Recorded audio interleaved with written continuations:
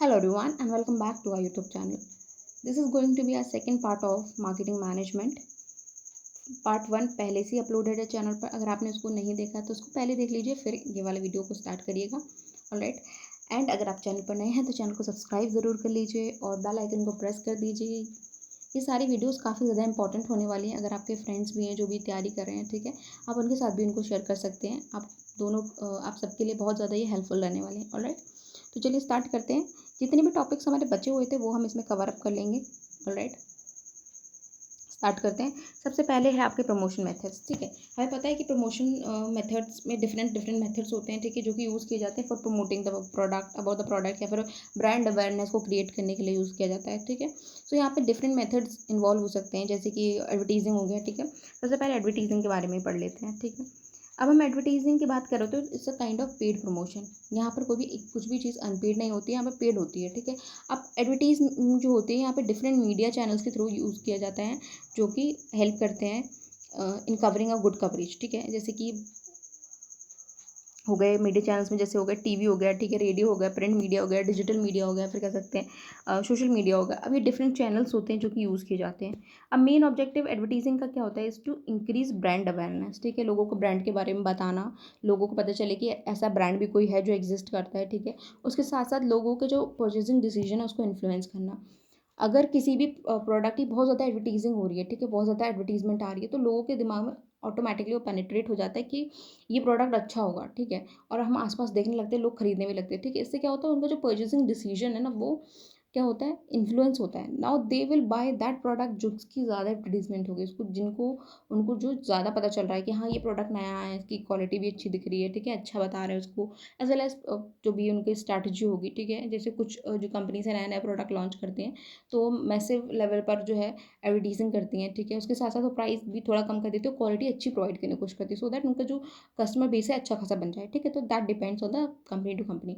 Anyway, so हम लोग थे एडवर्टीजिंग के ऊपर। ठीक है, तो उसका मेन ऑब्जेक्टिव क्या होता है, to increase the brand awareness and also influence the purchasing decisions. ठीक है, अब यहाँ पे डिफरेंट टाइप ऑफ एडवर्टीजिंग के अंदर आ जाता है, जैसे कि आपका टेलीविजन आ गया। ठीक है, अगर वाइड कवरेज लेना है, ठीक है, ज़्यादा से ज़्यादा ऑडियंस को कवर करना है, फिर ज़्यादा, या फिर कह सकते हैं आपको कि वाइड मार्केट कवर करना है, तो फिर ये सबसे बेस्ट तरीका रहता है कि या तो आप टेलीविज़न पर एडवर्टीज़मेंट करवाइए या फिर रेडियो पे करवाइए। ठीक है, इससे क्या होगा कि जो कस्टमर्स हैं या जो कंज्यूमर्स हैं बहुत ज़्यादा एंगेज होंगे, क्योंकि बहुत ही कम लोग होंगे जो कि टीवी नहीं देखता हो या फिर रेडियो नहीं सुनता हो। ठीक है, तो मेजर जो हैं कंज्यूमर्स वो देखेंगे या फिर सुनेंगे, so they will get to know that about that. ठीक है, बट यहाँ पे एक कह सकते हैं डिसएडवांटेज ये आ जाता है कि ये बहुत ज़्यादा एक्सपेंसिव हो सकता है। ठीक है, नेक्स्ट है आपका प्रिंट एडवर्टाइजिंग। प्रिंट एडवर्टाइजिंग में जैसे मैगजीन्स हो गए, ठीक है, मैगजीन्स में ऐड आ जाते हैं। ठीक है, न्यूज़पेपर में दे देते हैं, न्यूज़पेपर के कुछ कॉर्नर्स में दे देते हैं। ठीक है, ब्रोशर्स हो गया, so these can be effective for detail information. अगर किसी भी प्रोडक्ट की डिटेल इन्फॉर्मेशन देनी है तो इस केस में ये वाली जो है इफेक्टिव होते हैं। फिर आपका डिजिटल एडवर्टीजिंग। डिजिटल एडवर्टीजिंग में जैसे कि ऑनलाइन एड्स आ गए, ठीक है, सोशल मीडिया एड्स आ गए, फिर पेपर क्लिक आ गए, ठीक है, कैंपेन्स आ गए, ये सब किसके अंदर आ रहे हैं आपके डिजिटल एडवर्टीजिंग के अंदर। ठीक है, फिर नेक्स्ट है आपका आउटडोर एडवर्टीजिंग, जैसे बिल बोर्ड्स हो गए, ठीक है, ट्रांजिट एड्स हो गए, ये सब आएंगे। नेक्स्ट हम बात करें अगर पर्सनल सेलिंग। ठीक है, सो पर्सनल सेलिंग भी एक तरह का प्रमोशन मेथड होता है, जहाँ पर जो सेल्स पर्सन है he is in direct contact with the buyer. ठीक है, अब यहाँ पे a direct face to face interaction between the seller and a potential buyer. जो भी बायर होगा, ठीक है, उसके और सेल्स पर्सन के बीच में फेस टू फेस इंट्रैक्शन रहता है, एंड मेन जो एम होता है either to make a sale. ठीक है, या तो सेल्स पर्सन बेच के ही जाएगा, या तो प्रोडक्ट के बारे में पता चल जाएगा, या फिर एक बेसिकली उनको जो ब्रांड है, ठीक है, जो ये पर्टिकुलर ब्रांड के लिए वो काम कर रहे हैं, उसका उसके साथ एक अच्छा जो रिलेशनशिप है वो बिल्टअप करने की कोशिश करेंगे। ठीक है, कि ये ब्रांड का प्रोडक्ट बहुत अच्छा है ऐसे। नेक्स्ट अगर उसके ऑब्जेक्टिव्स की बात की जाए तो क्योंकि ये कह सकते हैं कि फेस टू फेस इंटरेक्शन रहता है, तो यहाँ पर जो हर एक कंज्यूमर है उसकी नीड्स के बारे में पता चल जाता है। ठीक है, और ये बेटर अप्रोच होता है to individual customers need and provide detail product information. अगर मेथड्स की बात की जाए तो यहाँ पे सेल्स प्रेजेंटेशंस हो गए, ठीक है, फिर है आपका कंसल्टेटिव सेलिंग, फिर आपका रिलेशनशिप सेलिंग। ठीक है, तो ये सब तो नहीं पूछेंगे, आपको जो मेनली पूछा जाएगा कि पर्सनल सेलिंग क्या होता है वो हो जाएगा। ठीक है,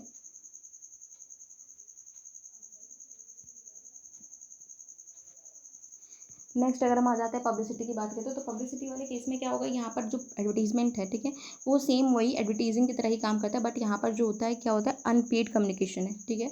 तो media coverage, news release, public events and create a favourable image of the product और ब्रांड। अगर इसके ऑब्जेक्टिव्स की बात की जाए तो टू गेन क्रेडिबिलिटी, ठीक है। एक बल के लिए एडवर्टीजमेंट में भी ये होगा कि वो अब पता होता है कि वो पेड होगी, ठीक है। बट अगर पब्लिसिटी की बात की जाएगी तो इससे जो पब्लिक है उसका जो इंटरेस्ट है, क्या कह सकते हैं, उसके ऊपर जो पब्लिक के ऊपर जो पॉजिटिव इमेज पड़ेगी ना, वो पब्लिसिटी की बेटर पड़ती है as compare to the advertising, ठीक है। फिर नेक्स्ट अगर मेथड की बात की जाए, जैसे प्रेस रिलीज हो गए, ठीक है, मीडिया रिलेशंस हो गया और इवेंट्स एंड स्पॉन्सरशिप्स हो गए, ये सब किसके अंदर आता है, पब्लिसिटी के अंदर आता है, ठीक है। अब दोनों के बीच का ये डिफरेंस है मेन, कि जो पब्लिसिटी होती है that is a unpaid promotion, और जो एडवर्टीजिंग होती है that is a paid promotion, alright. Next अगर बात की जाए sales promotion tools and techniques की, तो यहाँ पे sales short term incentives are design to increase the immediate sale. कुछ ऐसे इंसेंटिव्स बनाए जाते हैं कि इमीडिएटली सेल हो जाए प्रोडक्ट, ठीक है। तो ये वाली जो टेक्निक्स होती हैं, जब उनको इन्वेंट्री क्लियर आउट करनी है या फिर कुछ ऐसा होता है, तो फिर ये वाली जो टेक्निक्स यूज़ की जाती है, जैसे कि कूपन एंड डिस्काउंट हो गया, ठीक है, to provide a instant reduction to stimulate the price purchase, ठीक है। इंस्टेंटली अगर हम बोल देंगे कि 1000 पे अगर आप इतना खरीद रहे हैं, ठीक है, तो आपको इंस्टेंट डिस्काउंट मिल जाएगा, तो फिर लोग खरीद लेते हैं, ठीक है, वो ज़्यादा बाय करेंगे। फिर यहाँ पे samples and free trials, free samples दे दिए कस्टमर्स को, ठीक है। फिर है कॉन्टेस्ट। अब जैसे कॉन्टेस्ट मतलब जैसे कि कस्टमर्स को कुछ ऐसे दे दिया कि ऑफर किया कि they will get a chance to win a prize and all, ठीक है। फिर नेक्स्ट है आपका लॉयल्टी प्रोग्राम्स। लॉयल्टी प्रोग्राम में मतलब अगर आपने रिपीटेटिव परचेज किए तो फिर कुछ पॉइंट्स दिए जाते हैं, ठीक है। अब वो पॉइंट्स आप यूज़ कर सकते हैं to decrease the price of a certain product, ठीक है। एक तरह से आपको डिस्काउंट मिल जाएगा उस पर, ठीक है। और उसके साथ साथ आपको या फिर एक्सक्लूसिव ऑफर्स मिल जाएंगे to enhance the customer retention. फिर है point of purchase. Point of purchase में क्या होगा, in store promotional materials that attract and attention and increase the impulsive buying, ठीक है। तो ये क्या हो गई, आपकी सारी प्रमोशनल टूल्स एंड टेक्निक्स हो गए, ऑलराइट। अब इनमें जो इंपॉर्टेंट है वो है आपका एडवर्टीजिंग क्या होता है, ठीक है, और पर्सनल सेलिंग क्या है, फिर पब्लिसिटी क्या है, सेल्स प्रमोशन एंड टेक्निक्स एक बार ऊपर से पढ़ लीजिएगा, इतना कुछ खास उसको पूछते नहीं है, ठीक है। नेक्स्ट आ जाता है प्रमोशन मिक्स पर। अब प्रमोशन मिक्स का मतलब क्या है, ठीक है। अभी हमने देख लिया था कि प्रमोशन जो टेक्निक मेथड्स थे, ठीक है, तो इनका जो मिक्सचर होता है ना दैट इज प्रमोशन मिक्स। तो it's basically combination of different methods use for the promotion, ठीक है। अब कंपनी क्योंकि डिफरेंट ऑब्जेक्टिव्स हो सकते हैं, ठीक है, उनको किस तरह से जो है मार्केट को कैप्चर करना है, कितने टाइम तक रहना है, वो डिपेंड करता है। फिर उसी तरह से वो अपना जो मेथड्स है उसको चूज़ करते हैं, ठीक है। तो ये वेरी करता है कि उनकी मार्केटिंग स्ट्रैटेजी क्या है। अब यहाँ पे कॉम्बिनेशन हो सकता है, एडवर्टीजिंग का हो सकता है, पर्सनल सेलिंग का हो सकता है, ये दो कॉम्बिनेशन ले लिया, या फिर कोई भी इनमें से कोई भी दो कॉम्बिनेशन लिया, ज़्यादा यूज़ कर लिया, ठीक है। It depends on the various from company to company कि उनके ऑब्जेक्टिव्स क्या हैं, ऑलराइट। एडवर्टीजिंग हमने देख ली थी कि क्या होता है, ठीक है, और पर्सनल सेलिंग भी हम देख चुके थे कि क्या होता है। नेक्स्ट पब्लिसिटी आपको पता ही है, it is cost effective as well as great for building a positive public perception.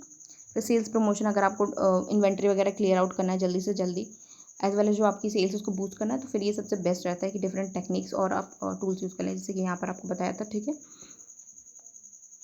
Next अब हम आ जाते हैं चैनल ऑफ डिस्ट्रीब्यूशन पर। अब चैनल ऑफ डिस्ट्रीब्यूशन बेसिकली वही है, ये हम पहले पढ़ चुके हैं, ठीक है, बट हाँ टॉपिक दे रखा है तो देख लेते एक बार। चैनल ऑफ डिस्ट्रीब्यूशन मतलब आप जो आपकी सर्विस है या फिर गुड्स हैं, ठीक है, उसको फाइनल कंज्यूमर तक कैसे पहुँचा रहे हैं, ठीक है, किस रूट के थ्रू पहुँचा रहे हैं, that is the channel of distribution.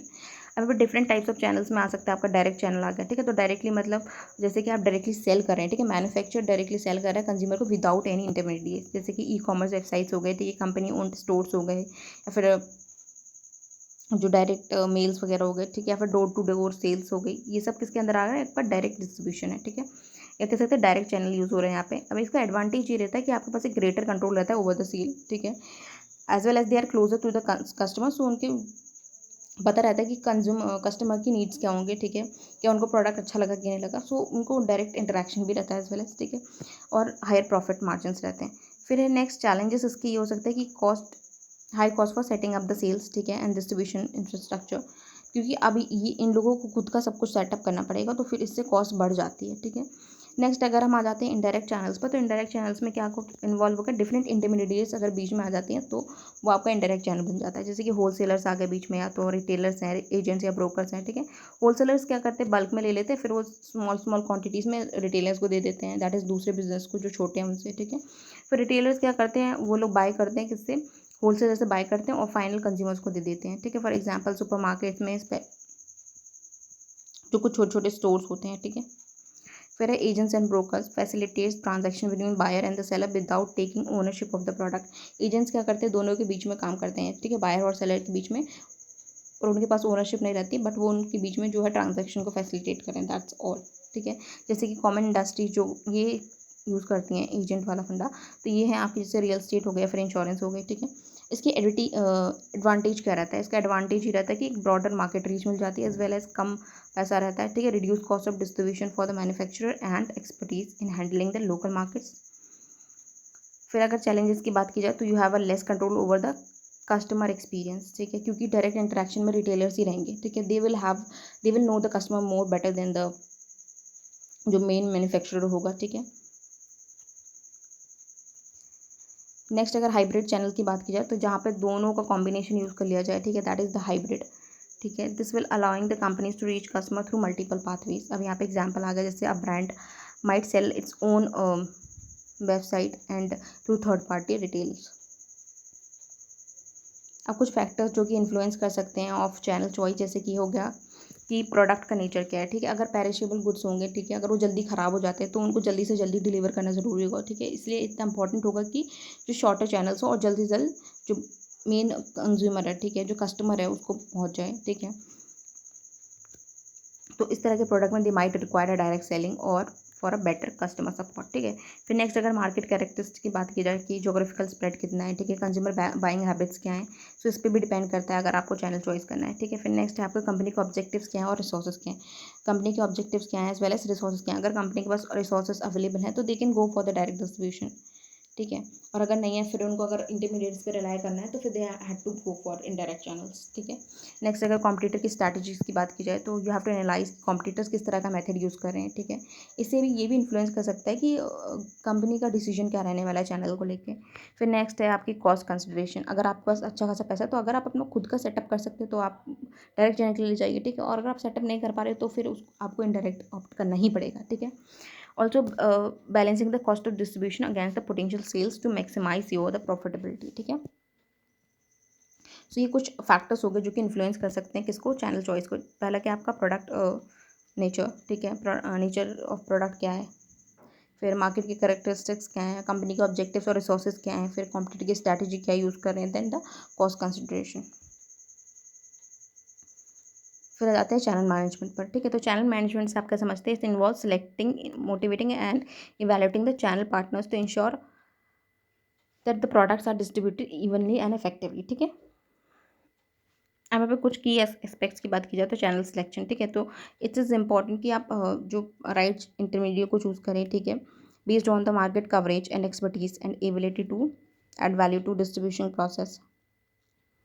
फिर next is training and support, providing channel partners with necessary training and marketing support and resources to enhance their performance, ठीक है। अगर आप प्रॉपर्ली उनको मार्केटिंग टेक्निक्स बताएंगे और उनको प्रॉपर्ली कह सकते हैं कि मार्केटिंग सपोर्ट देंगे, ठीक है, that will enhance their automatically that will enhance their performance, ठीक है। फिर कॉन्फ्लिक्ट मैनेजमेंट, कोई भी चैनल पार्टनर्स के बीच में से कॉन्फ्लिक्ट ना आए, ठीक है, उनको रिजॉल्व करके रखना, ठीक है।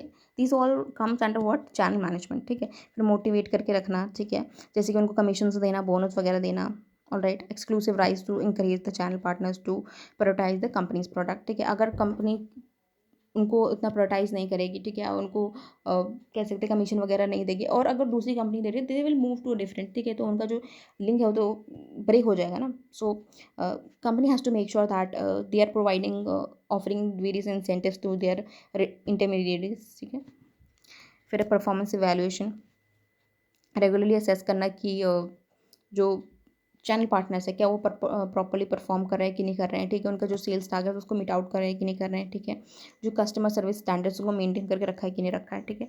Next is logistic and inventory management, क्या वो कोऑर्डिनेट कर रहे हैं with the inventory levels and order processing, delivery schedules, ये सब, ठीक है। फिर है कम्युनिकेशन, कम्युनिकेशन में maintaining open and effective communication with the channel, तो आपको चैनल पार्टनर जो है उनके साथ प्रॉपर्ली एक इफेक्टिव कम्युनिकेशन बिल्टअप करके रखनी पड़ेगी, बिकॉज अल्टीमेटली वो लोग हैं जो कि कंज्यूमर्स के साथ इंटरेक्शन में, ठीक है। You have to get the feedback की मार्केट में जो है लोग उसको कैसे ले रहे हैं, ठीक है, सो दैट वो जितने भी चैलेंजेस वगैरह होंगे, ठीक है, कंपनी जितने भी चैलेंजेस हैं उनको एड्रेस कर पाएगी जल्द से जल्द, ठीक है। सो ये सारे किसके अंदर आते हैं, आपके आते हैं चैनल मैनेजमेंट के अंदर। ऑलराइट, अब क्यों इंपॉर्टेंट है कि इफेक्टिव चैनल मैनेजमेंट रहे, ठीक है। सो यहाँ पर सबसे पहला है इनहेंस्ड मार्केट कवरेज। अगर अच्छे से जो चैनल मैनेजमेंट प्रॉपर रहेगी तो वहाँ से एक आपको अच्छा खासा कस्टमर बेस मिल जाएगा, ठीक है। फिर है इम्प्रूव्ड कस्टमर सेटिस्फैक्शन, क्योंकि अब अगर आपका जो चैनल है, ठीक है, जो आपने चूज़ किया है, ठीक है, अगर वो एफिशिएंट डिस्ट्रीब्यूशन चैनल होगा, so that will provide a timely and timely delivery as well as a better service. और इससे क्या होगा, कस्टमर एक्सपीरियंस बढ़ेगा, ठीक है, वो ज़्यादा प्रेफर करेंगे कि इस ब्रांड का प्रोडक्ट टाइम पर आ जाता है ऐसे, ठीक है। फिर कॉस्ट एफिशिएंसी देखी जाए तो अगर आपका जो चैनल डिस्ट्रीब्यूशन आपने प्रॉपर्ली असेस करके सोच के रखा होगा तो दैट विल ऑल्सो हेल्प कि आपका जो कॉस्ट इफेक्टिवनेस रहे, ठीक है, और ओवरऑल कॉस्ट रिड्यूस रहे, ठीक है, मतलब ज़्यादा बढ़े ना कॉस्ट, ठीक है, विथ रिलेटेड स्टोरेज और transportation as well as handling. फिर है आप कॉम्पिटिटिव एडवांटेज में क्या है, strong relationship with the channel partners can offer a competitive edge over. So basically अगर आपका जो चैनल पार्टनर्स है उनके साथ प्रॉपर रिलेशनशिप बिल्ड होगा, ठीक है, अगर आप उनको प्रॉपर कह सकते हैं इंसेंटिव्स दे रहे हैं, ठीक है, उनको प्रॉपर मोटिवेशन वगैरह मिल रही है, तो they will prefer your company over other companies, ठीक है। सो इससे एक कॉम्पिटिटिव एडवांटेज रहेगा, ठीक है।